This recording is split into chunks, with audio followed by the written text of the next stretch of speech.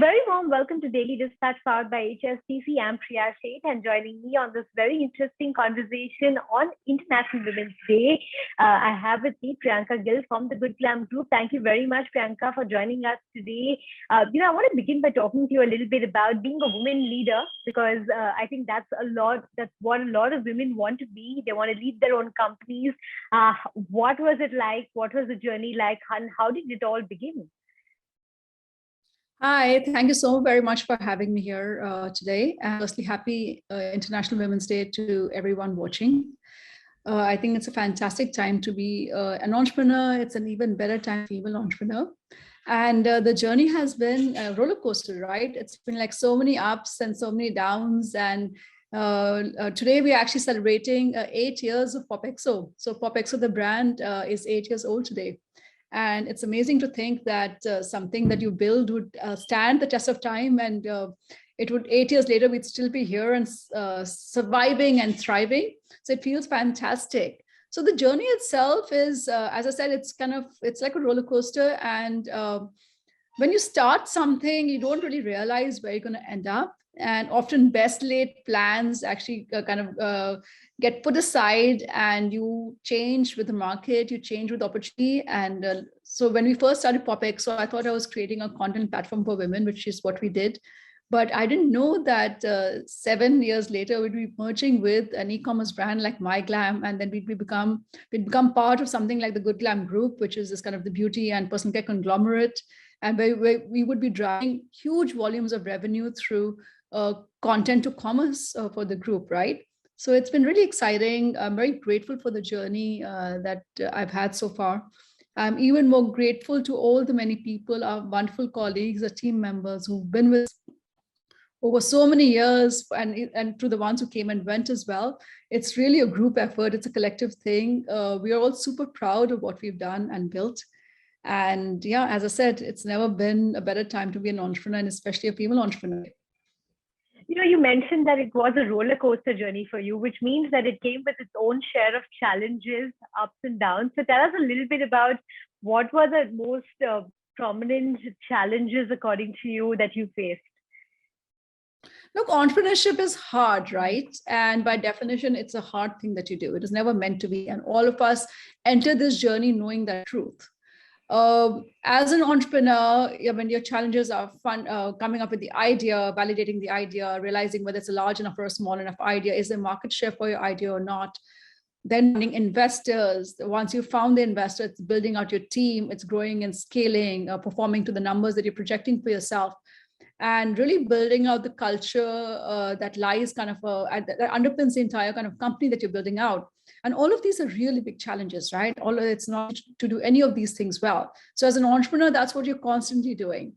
Layer onto that kind of the additional challenges that come with being a female entrepreneur today, and all the conscious and unconscious biases that we kind of face, and how do we kind of basically overcome them and continue to thrive despite all of that.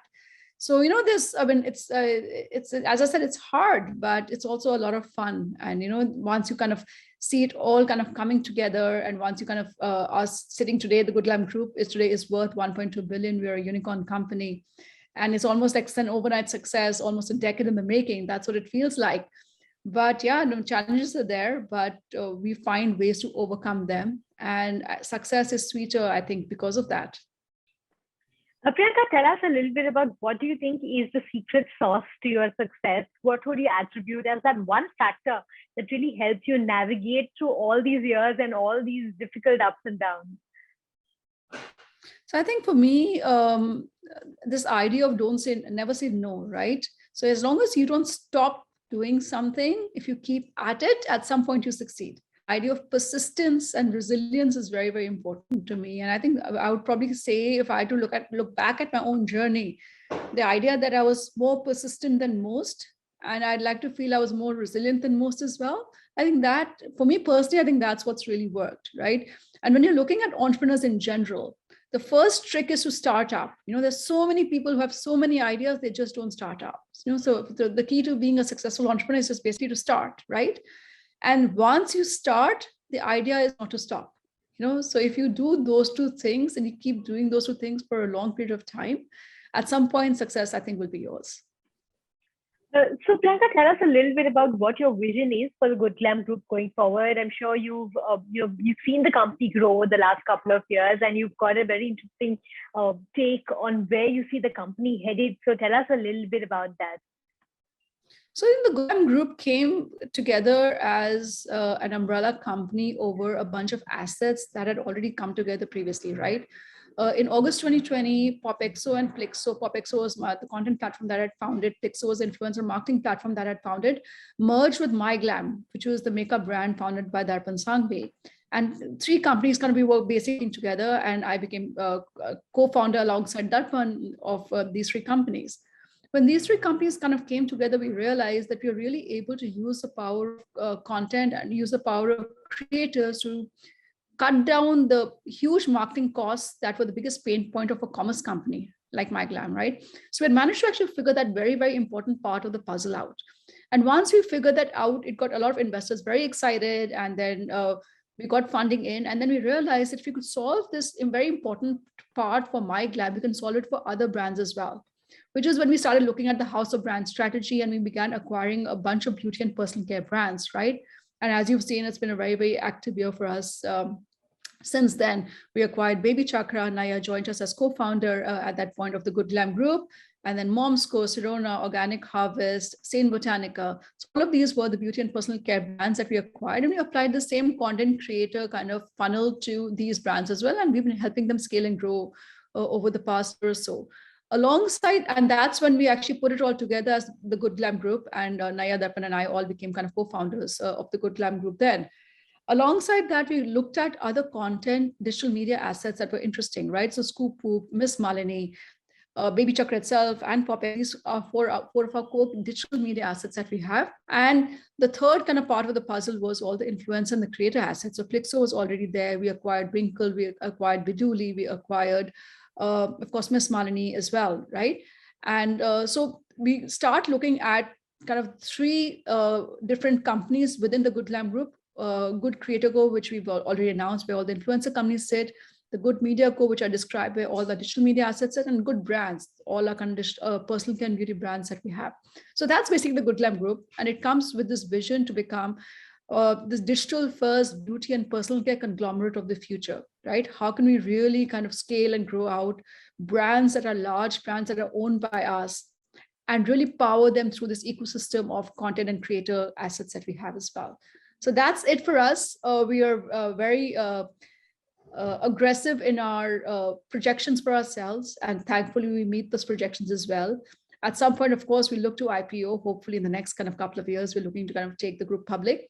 So yeah, that's the Good Glamm Group story so far. And it's, as I said, it's been a lot of fun. It's very exciting. We have some really fantastic leaders who've kind of joined our vision and dream from many, many great kind of companies all across. So yeah, it's that's a Good Glamm Group journey. Well, it's a very interesting journey, and we'll be watching out how the group shapes up over the next couple of months and years. But Priyanka, I want to ask you this one question. A lot of aspiring women entrepreneurs are watching us today, and there's this general notion that women don't know that their numbers.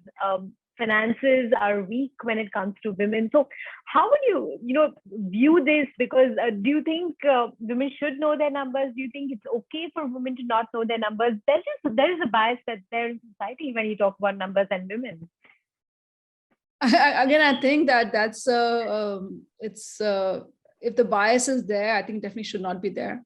If you're an entrepreneur, male or female, you have to know your numbers, right? And you don't, I mean, that's basically your job, right? So I don't think it's an option at that level. And if certain people do have these kind of conscious or unconscious biases towards women, I don't think it's fair to put any one gender in any one category like that, right? So if you are an entrepreneur, if you're a business person, if you're a professional, the numbers that matter to you are the numbers that you should know like the back of your hand, and which is what we all do. You don't succeed unless you know that, right? So again, just as a direct answer to your question, I don't even think it's an option. And I don't think it's a case, to be honest. Some of the smartest kind of people that we work with at the Good Glamm Group just happen to be female, and they're very, very good at what they do. They're immensely analytical, number driven, and they're doing a kick-ass job. So I think it's maybe a slightly old-fashioned bias, and whoever has it should really let go of it like ASAP. All right, a final question before I let you go, Priyanka. Any tips for aspiring women entrepreneurs out there, people who've just started out? What do you have to say to them? Yeah, I would just say, hey, congratulations. You've kind of embarked on a very, very exciting journey. So please stay at it. And like I said, now that you've started this, you don't stop, right? Learn to change with the market, learn to adapt to the market, and don't be fixed in what you're building in that sense. And if you are malleable and flexible, you'll be resilient. And if you don't stop, I'm pretty sure you're going to succeed. So congratulations and wishing you the very best. Thanks so much for those wise words, Priyanka. I'm sure all the women listening to us today are going to take your advice very seriously. So thank you so much for being a part of this very interesting conversation.